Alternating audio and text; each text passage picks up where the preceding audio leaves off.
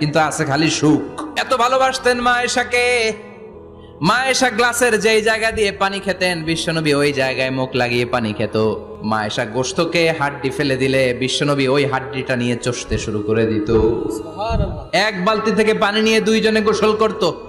আবার বিশ্বনবীর সাথে সাথে মাঝে মাঝে বায়না ধরতো, মাঝে মাঝে রাগও করত। বিশ্বনবী বলেন, আয়েশা কখন তুমি রাগ করো, কখন তুমি আমারে ভালোবাসো আমি বুঝি। মা আয়েশা বললেন, কেমনে বোঝেন?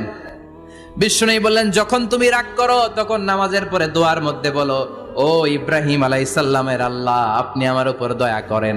তার মানে তুমি রাগ করে আছো, আমার নাম নাও নাই। আর যখন আমার উপর খুশি থাকো নামাজের পরে দোয়াতে বলো, মুহাম্মদ সাল্লাল্লাহু আলাইহি ওয়াসাল্লামের আল্লাহ, আপনি আমাদের উপর রহমত করেন।